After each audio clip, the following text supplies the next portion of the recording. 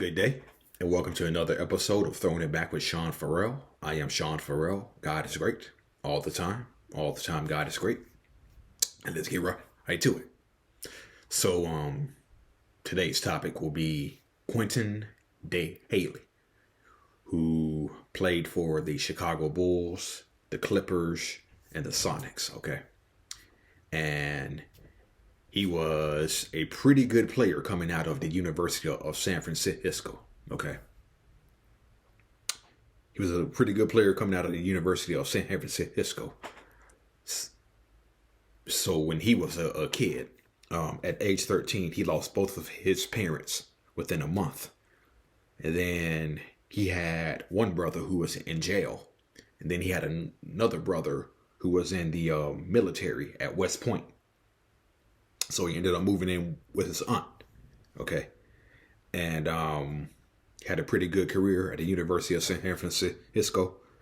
And towards the end of his career, there were assault allegations against him. Okay. Assault allegation against him at the University of San Francisco. And just a few weeks before the NBA draft, he pleaded guilty to aggravated assault charges. Just weeks before the NBA draft, where the Chicago Bulls selected him 7th overall in the 1982 NBA draft. Okay. And so these allegations followed him to Chicago, where women were actually protesting outside of Chicago Stadium. Okay. And Bill Cartwright, who was with the Knicks at the time, and who played with Quintin Dailey, I guess. I don't think he ever played with Quintin Dailey before, because Cartwright came out in 79, I believe.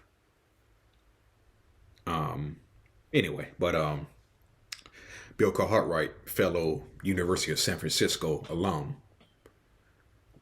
along with Quintin Dailey, said the stuff that was being said about Dailey just wasn't true. Okay. And so a month into his rookie season with the Bulls, Quintin Dailey requested to take a leave of absence to get some psychiatric help. Okay. And he had become so depressed that he had considered ending his life by suicide. That's how much damage that these allegations did to him. Okay. And so, fast forward a few years to 1984, where they draft somebody by the name of Michael Jordan. Okay. Who plays really the exact position that, who kind of plays the exact position that Quintin Dailey does. And there were some within the Bulls organization, like Coach Kevin Lockery, who was coach of the Bulls at the time, said Quintin Dailey just couldn't handle all the attention that Michael got. Okay. But there were certain people like Dave Corzine who completely disagreed with that assessment. Okay.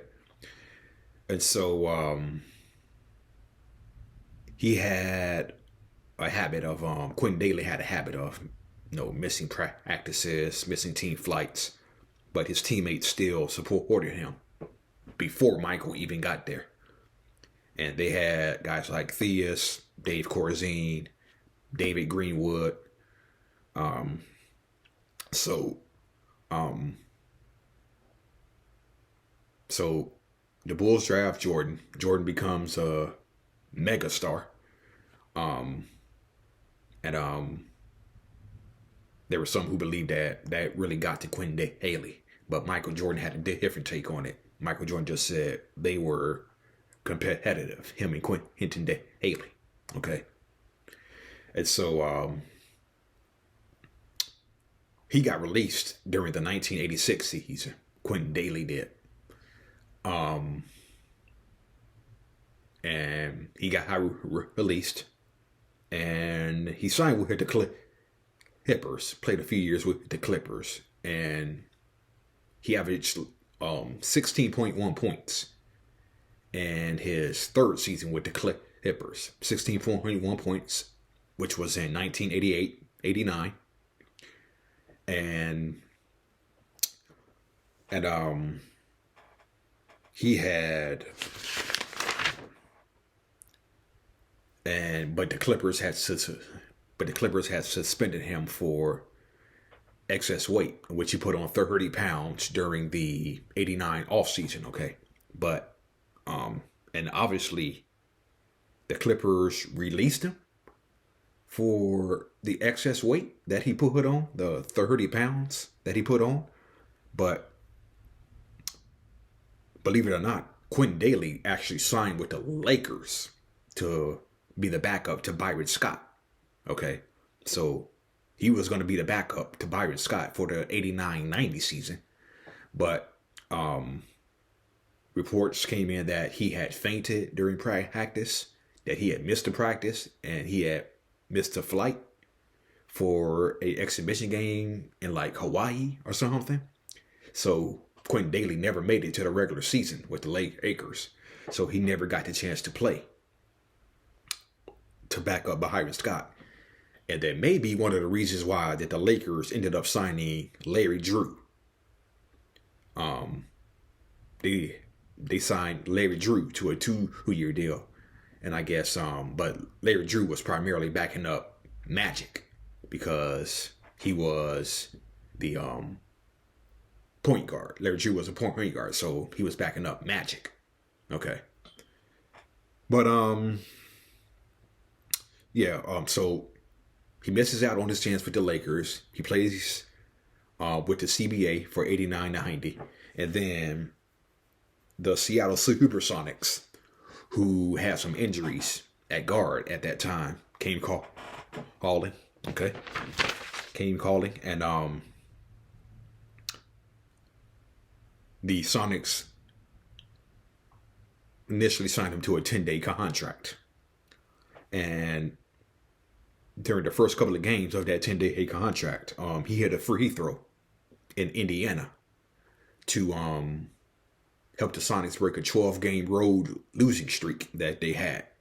Okay. And then a few games later, he hit 6 of 12 from the field for 14 points against Washington, in which the Sonics won. Okay. And so the Sonics signed him for the rest of the season, and he was with the Sonics for 91 and 92. He did score a season high of 27 points against the San Antonio Spurs early in the 1990-91 season. Okay. But he played 30 games for the Sonics in 1990. He was in the CEBA for half of the year. So when he got that 10-day contract, then he played in 30 games. Played in 30 games again in 1990-91. And then he played in only 11 games in 1992. And he ended up getting released early in the season. And his release came after he was complaining about playing time. Okay. And he didn't show up for training camp, for Sonics training camp that year. And then he got hospitalized. Okay. Then he came back. And he lost 20 pounds, and he was relaxed, and he seemed happy. Okay. Thing about it is he wasn't wearing his familiar number 20. Okay. If you remember, Gary Payton wore number 2 during his rookie season. Okay. Then Payton switches his number to number 20. Ugh, I just spit everywhere. Ugh. Then Payton switches his number to number 20 for the 91-92 season. And Quintin Dailey is wearing the number 12. And Quintin Dailey wanted to play. Okay, Quintin Dailey wanted to play. And he wanted to play. But but it's just the fact that Quintin Dailey was behind Nate McMillan. He was behind Dana Barros. He was behind Gary Payton. And so he was buried. And so he was buried under those guards right there. Yeah, so he was pretty much buried. And he got into a dispute with KC Jones. He got into a dispute with KC Jones over playing time. And Casey said if Dana Barros wasn't injured, Quintin Dailey would have been riding the bench the whole time. Okay. And so in an overtime loss to the Bulls early in the season in Seattle, he played like only 2 minutes. Okay. And ironically, when he got released, the Sonics had a game against the Bulls in Chicago, in which the Bulls won 108-103. Okay. So he was released before the game in Chicago. And they asked Michael Jordan about it. Okay. But before I get to that, Quintin Dailey played in only 11 games. As I said, he played only 98 minutes, shot 24% from the field, and averaged only around 3 points a game.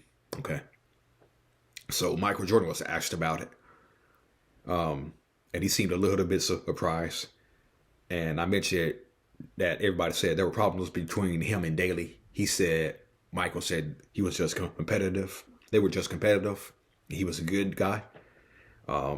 He also mentioned how Quintin Dailey taught him how to hold guys, how to push off, how to draw a foul, and how to throw your body into a defensive player and maintain your balance.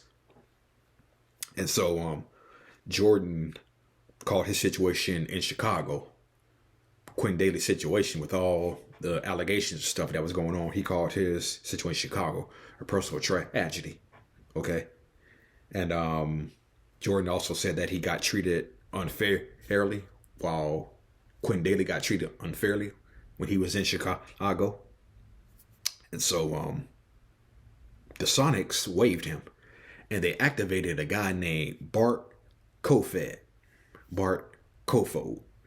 if I had that right. Probably butchered his name, but they activated a guy by the name of Bart Kofod. Okay. So they release Quintin Dailey and they activate Bart. So, and so he get his release, and he was angry.